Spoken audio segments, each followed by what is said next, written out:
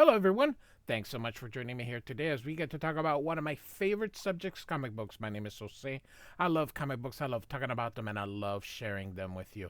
Feel free to follow me on social media if you would like. Links are in the description below. I also posted a link to the Marvel fan site that I have plot synopsis and character bios for this issue. We're going to be looking at X-Men Annual number 12. This is part of the Evolutionary War. This is from 1988. Now, this story takes place most likely in between the Brood saga and the oh my goodness. What is that place? Oh my gosh, the name is escaping me. Not Krakoa. Oh my gosh, that island that doesn't like mutants. Oh my god, I am drawing a blank. Genosha. Oh my goodness gracious. So this is kind of just shot in there in between. So I had for some reason forgotten about it. So here we go. This is written by Chris Claremont, of course, and drawn by Arthur Adams. And although it is self-contained, it is part of a larger story with this Evolutionary War. But we really don't need to know anything that's been going on to kind of enjoy this story, because as I mentioned, it is pretty self-contained. And also the return of the X-Babies and Mojo. So here on the cover, of course, we've got Wolverine, Psylocke, Havoc, Colossus, Rogue, Storm, Longshot, and Dazzler. Love that color blue. So here we go. So the title is Resurrection here, and Storm is detecting an attack on the Earth itself, and so she is flying away, creating a very powerful jet stream. Here is our credits. Chris Claremont, writer. Arthur Adams, penciler. Bob Wiacek, inker. Glennis Oliver and Tom Orzechowski have been there in doing X-Men, kind of making everything to all the fans feel the same for a very, very, very long time. Bob Harras, this is his first year as editor. Bob Harras will become the editor-in-chief at Marvel Comics and DC Comics. And then Tom DeFalco is our editor-in-chief. And so here you see Storm going in such fury, and Gateway just kind of sits there. Gateway never talks here. So Longshot kind of feels what's going on and goes to look, but is carried away. Now Longshot has hollow bones, which is how they're using it, that he is able to be taken away here by the hurricane force. Here's Dazzler, who is wearing his stuff. So Dazzler is going to use her photon powers and use that to kind of create a rocket. And so she goes and catches Longshot, and then she gets that out of the same, uses the same force, but instead of coming from her hand, kind of like laser beams, just doing them in intervals here to slow their descent, eventually catching there. And Longshot, of course, says, "Hey, I thought saving people was my job." And Dazzler says, "That's true, but since every girl you've rescued has fallen head over heels for you, I'd figure I'd give that role a try and see if I get just as lucky." So Rogue now is going to go after Storm to see what's going on. She's noticing, because of the way the clouds are and everything, that Storm must be very upset because the weather reflects how she feels. And so she's psychically talking with Psylocke here, and they establish a Psylink between them here. And Madeline Pryor, Cyclops' wife, remember, during this time, I have a playlist where during this time the X-Men are believed to be dead, so including Madeline Pryor here. And so They are following, here's you've got like the speed of each and how they're trying to get. So they are realizing that Storm is going toward Antarctica, which is where the Savage Land is. Um, Great coloring, the magenta and the red right there. Um, and Rogue even says, I don't think I can catch her. Um, so they deduct that the only thing in Antarctica that would make sense is the Savage Land, says Colossus here. So, all right. And so they're going to have Gateway teleport them, and I like how they're already wearing coats because they know that where they're going is Antarctica, of course, and it's a little chilly, even though that part of Antarctica, the Savage Land, has always been different. It's oh my gosh, you can read about it, but the history of the Savage Land is very convoluted, to say the least. So he takes the X-Men there and then sits down. I love the little bit of yellow, giving it just a hint of um of light here. So all right. So nice double page spread here. And upon their arrival, the X-Men are shocked to see that Savage Land has been decimated and nothing more than a barren, frozen wasteland. Now, this, of course, refers to Avengers 257 through 258, which were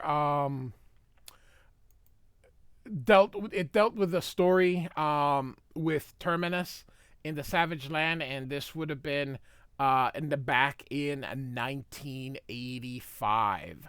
So this is the first, basically the return of things going in the Savage Land. So finding a bone here, Wolverine gives it to Longshot to use his psychometric powers to learn what happened. And so you can see here that we now gonna get the story here of an alien creature, and of course this would have been from that Avengers story here.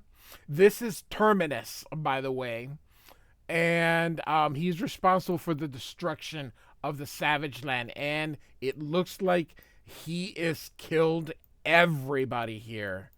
And so, of course, Wolverine knows about his oh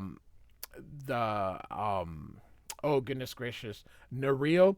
Now, this is from a lot of this stuff did not happen in the regular X-Men comic books, and Chris Claremont filled in the gaps through classic X-Men, and that story when the X-Men were in the Savage Land during the early John Byrne run, Claremont had established a story with feelings with Nereal. And so, of course, Colossus is not taking it very well here. So, all right. So Wolverine turns on his cigar. During this era, Wolverine did smoke, and he says, ask Psylocke if he can scan for the thoughts of anyone else, Storm, anyone. And of course, Havoc is like, how can there be anybody surviving during this Holocaust? And Wolverine says, anything's possible, boy. That life essence Longshot scanned was acting like there was a way out. Human beings, a surprising animal, Havoc. For so essentially fragile a critter, it's got a real knack for pulling through the tightest spots. So, love it here. And so, sitting in the yoga pose here, Psylocke is going to go ahead and attempt to scan, but suddenly there is an earthquake happening, and Psylocke says this isn't a natural occurrence. it's an attack. Now, we are going to turn to the High Evolutionary here, which is why, of course, this is he is the person that is linking all these annuals that during this year were sort of dealing with this here. Um, so as he's walking around here, this desolate place, he finds this plant called the Sarcodes sanguinea, and this plant here shows that the savage land is not completely barren. But of course, during that time now, here comes Terminus, and wham! And of course, he says, "You thought me slain, fools. Now learn to your peril how wrong you were," says Terminus. And he's like, "For no world can escape from, nor any power stand against the wrath of Terminus." Now, Terminus isn't from the Fantastic Four back when John Byrne was doing the title. Now we've got Dazzler and the X-Men attacking, and we're going to kind of move along a little bit because these annuals tend to get a little convoluted. But of course, it's not doing anything here like the little Kirby dots here being put in by Art Adams. And so Havoc now starts attacking, and of course, Colossus tells everyone to get behind him, but they're not sure how long Colossus will be able to take that punishment. And so Psylocke gets mind shocked, but bypassing the psi shield she has built here.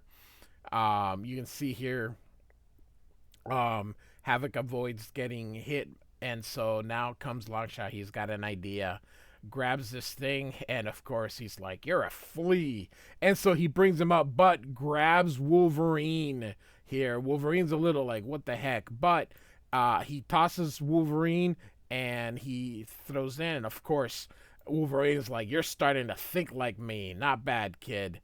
And so he lands in there, and he's like, "My armor is proof against your primitive weaponry." Of course, Wolverine reminds him that nothing can withstand the adamantium claws, but he says that is irrelevant because he says, "When my self system can close your cuts almost as soon as they are made." And you can see Wolverine going, "Grrr." And so here comes Rogue. She grabs Wolverine, who's got Longshot, but of course, she also grabs the High Evolutionary. And so now Storm has arrived, causing all the wind here. And she knocks Terminus down and buries the mountain on top of him. And so he introduces himself, and people are like, "Oh, I haven't heard of your name in a while," or "I've heard it," and whatever. But of course, somebody, Rogue says here, he thought we were dead. The High Evolutionary says there was an error, and of course, Dazzler's complaining about the cigars here. Of course, Wolverine says, "Maybe so, maybe not. A body can be claimed to anyone from behind a mask." And so what the High Evolutionary wants to do is he wants to fix the Savage Land and return it to its former splendor. And of course, the X-Men are going to agree to it. And so Longshot starts walking, and he slips on either ice or water that is right there, and he goes through a portal. And you can see this is a very nicely done. I like the little sound effect. Point. So he disappears. All right. So Havoc goes with the High Evolutionary here, and the X-Men are going to keep an eye on Terminus here. And so when Alex arrives with the High Evolutionary, at the temporary base that he has set up in the area. This nice little Kirby thing here. Um, Havoc is surprised to learn that the evolutionary's interests lie and stem around evolution, and that he has focused much of his life to get all the species to reach their true potential here. So that is essentially what the High Evolutionary is inclined on doing. And so he sees a photograph, and this picture here are the Knights of Wangador or something like that here. And Havoc considers the evolutionary is not all that different from Professor Xavier. And so it says here, each tormented over any failures and the price paid along the way. And so he is going to introduce him to his assistant, who happens to be Zala. Now Zala showed up.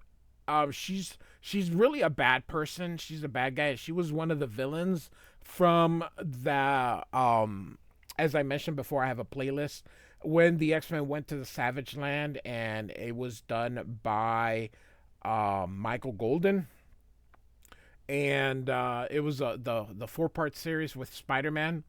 So check that out if you would like. So yeah, Zala is a villain. And so Havoc finds her striking and wonder if he has met her someplace before. And so as they begin discussing how to restore the Savage Land, the High Evolutionary tells Havoc that a living being, preferably a mutant whose primal nature was in sync with the land, would be the focused catalyst needed to trigger the land's restoration.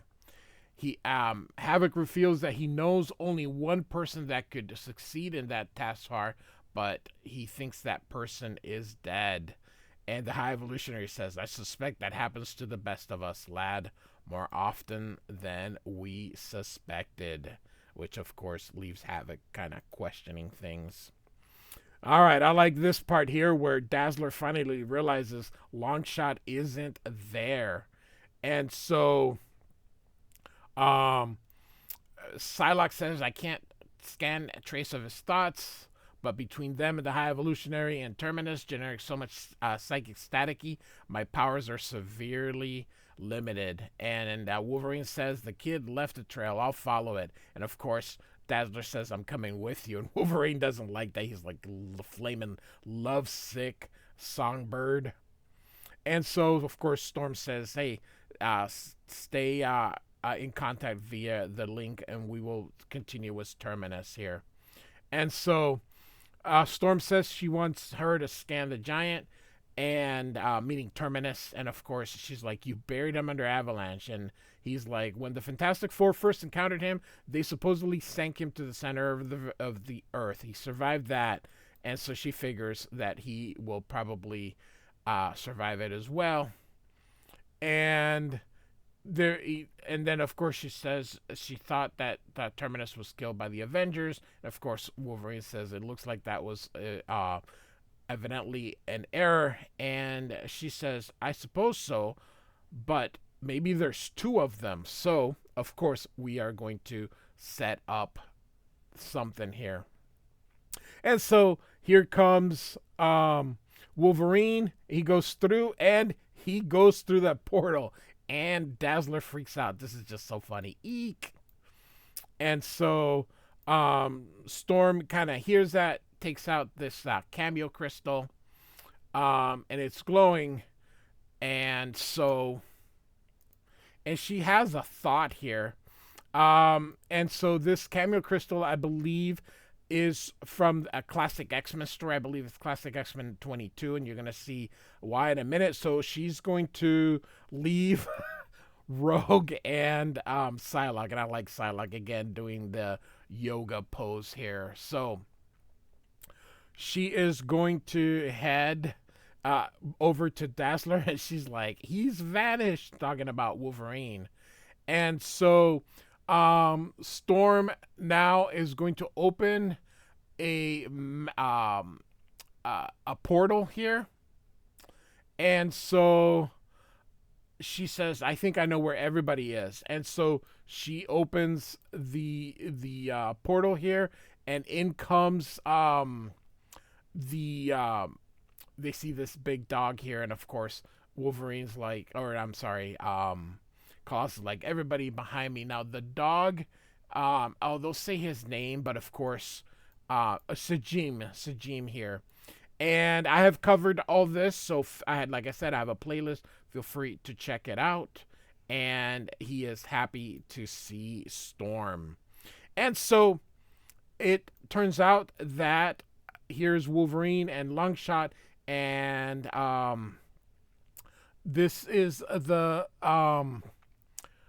oh my goodness gracious, I'm trying to remember her name here. So she says here, they'll say her name somewhere. She's like, "Hail, Orodo, daughter of my heart." And so they're happy not everybody is dead. And then this kid is Colossus's son. I forgot to kind of mention that, but he does not know that. And of course, Dazzler's like, "Daughter, that must have been some adventure." And of course, Mirren is the lady's name here. So they hug. And so this is Colossus's son, and Longshot says he won't say anything. So, and then here is Nereal. And so with that said, of course, we have to have a battle because these are comic books. And so Terminus has awakened, and so we are going to have another battle here. I'm just going to keep going here because there is still a lot of pages left. And Miriam is going to have everybody attack. And so here comes the wolf. And everybody is attacking Terminus here. But they're not able to bring him down. And so you can see here is Psylocke's when Psylocke is talking to people, that's how they reflected here. And so Psylocke is contacting Storm, and so they have a plan. So she grabs Wolverine, and Wolverine wants to know what the plan is, and she's like, she'll tell him later, and tells Miriam to keep firing and to keep Terminus' attention on them. So Havoc and the High Evolutionary, they say, "What do you want us to do?" And Storm is like, "Wait for my cue." And Wolverine's like, "She's got a plan. It better be good." And so she tells Psylocke to bring Rogue into the play. So here comes Rogue, and she says, "Hey, I need to borrow your power." And he agrees. So they take it, and of course she takes him by kisses. And she says, "I'll give it back." And of course, Dazzler's like, "Oh my God, now he knows what Longshot knows and how he really feels about me." Well, duh, they're sleeping together. What the hell? The people act like it's a big secret. You're sleeping with the dude. So here comes Rogue, and they're going to attack, and hits Terminus and breaks the faceplate to reveal that Garrok was inside. Now the thing is that Garrok loves the Savage Land and don't believe that he would destroy it. It turns out that he is possessed by Terminus because all these wires are on him. So Rogue is now going to use her powers to kind of absorb his psyche as well. So now she releases Wolverine. I love this panel. He pops his claws here, and she goes, "Well, Rogue is keeping Garrok occupied, and so he is going to do as much damage as he can, and so that the systems don't fix everything, Havoc is also going to help Wolverine by melting the stuff." You can see Wolverine kind of here blending with the colors here. And so now here comes Dazzler, and everyone is attacking Terminus or that, and Storm grabs Grok, and he thanks her for it. And then we see that the body of Terminus has been destroyed, at least for this time. These are, of course, comic books. So he's free from the Terminus, but Garrok, I keep saying Grog, Garrok has no memory of what has happened to him since he last faced the X-Men, and is shocked to see what has happened to the Savage Land. When told the Savage Land has been laid to waste, he wonders if he was the destroyer here. But he's reassured that another who wore the accursed armor. And so leading Havoc to realize that if the last guy wasn't Terminus and neither was Garrok, then the real Terminus must be on the loose here. Now, we've got Colossus who asks Nareel about her son's dad here. And so, of course, he is the dad here. Anyway, she says that the man is gone and that she will raise him on his own. It's and I understand that there's plans for characters and all that. You can't have Colossus leaving the X-Men, but it would have been nice if, you told them and maybe they come to some kind of arrangement where Colossus visits or whatever. I don't know if he ever does find out if that is his son, but anyway, there's a lot of talky talk, and so Garrok is going to agree to fix the Savage Land here. And so you can see that he lights his way here. And so he's in the High Evolutionary's machine, and they do a bunch of comic book explanation of things here.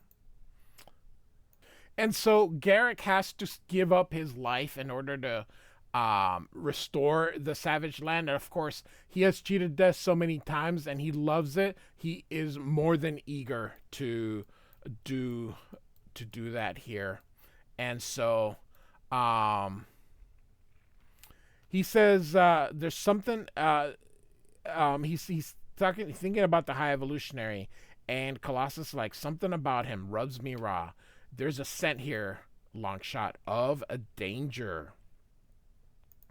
Of course, Zaladane and the mutates are watching, and they're like, Wolverine suspects. And Zaladane says, we're not going to do anything. Right now, we're working for the High Evolutionary, and he desires the X-Men to leave this land in peace.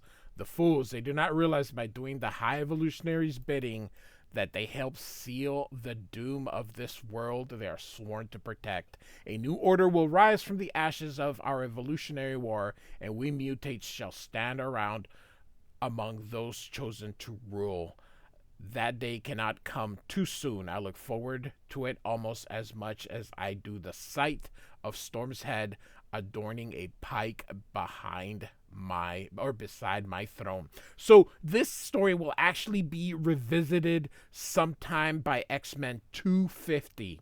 So and so here we go, and the High Evolutionary does this thing, and so now you can see the Savage Land has been restored. And so with the Savage Land rebuilt, but before leaving, Storm has Psylocke alter the memory so that they do not fully remember who helped them. Of course, the X-Men are believed to have been dead, and Storm believes that that is for the best. And so it looks like now here it says time passes, hero departs, and a friend returns. And here we have Kazar and I forgot Shanna, and of course Zabu. And so they're bringing his kid, and the X-Men left their calling card.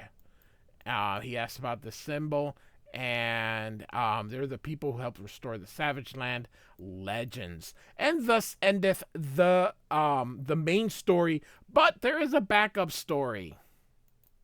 All right, and so the I Want My X-Men story is, although there are no credits, it is the exact same team as are the previous stories. So Chris Claremont writes, uh, Arthur Adams and Bob Wiacek and Orzakowski. So we've got Mojo here saying, "I want my X-Men." Now, if you recall, the Mojo, he is like a big TV producer type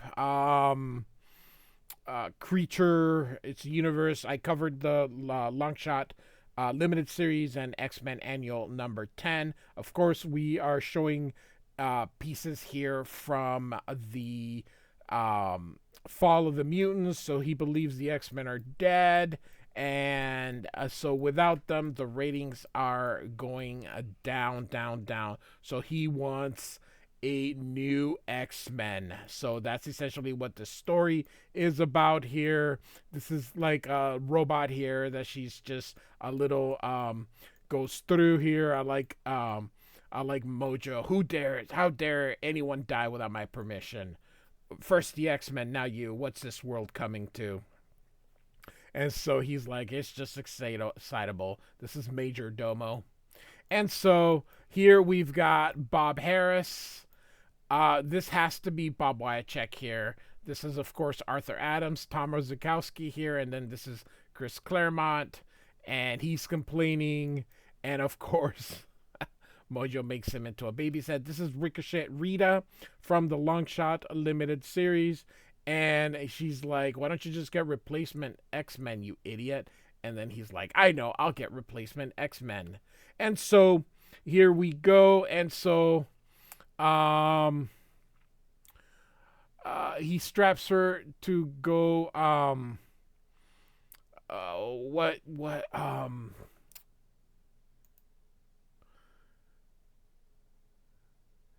okay, this is how she pilots the ship here.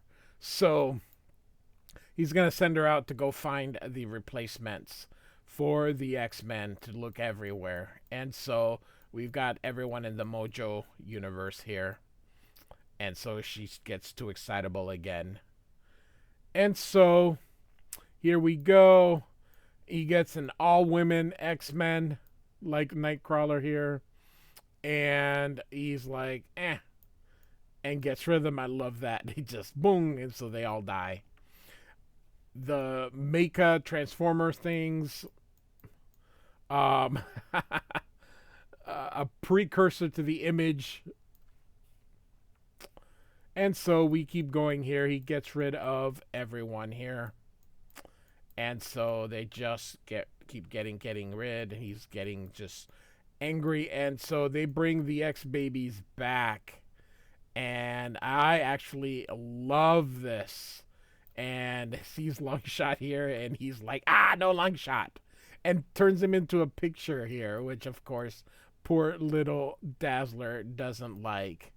And then he's like, anyone but them, get rid of them. But, of course, we are not going to get rid of them because they are too scrappy, or, And so she's going to make her stand now and try to help the kids, which, of course, makes everybody else go overboard. Of course, Major Mojo, who's so dumb. I mean, there are some dumb characters, and Mojo's one of them, and Arcade's the other. And so they try to stop the X-Men. Meanwhile, the Rogue and Dazzler are fighting over Longshot's picture.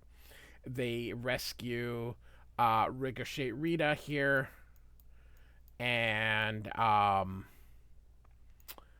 essentially, they realize the ratings are getting big, and so he is like, okay, but I am in charge, come to Papa. And they're like, no. And of course he grabs them, but here's little Wolverine, and he's like, hey, and he pops his little claws and you hear the yow. And of course, now they are free. And we've got the end, and it looks like Longshot is back. There's another story, but it is part of the Evolutionary War. It's not really important to our story. It's one that continues through each part. So we're going to skip it and end the video right here. So, X-Men Annual number 12 by Chris Claremont, Arthur Adams, with Bob Wiacek. Like and subscribe, and I do thank you so much for listening. Goodbye.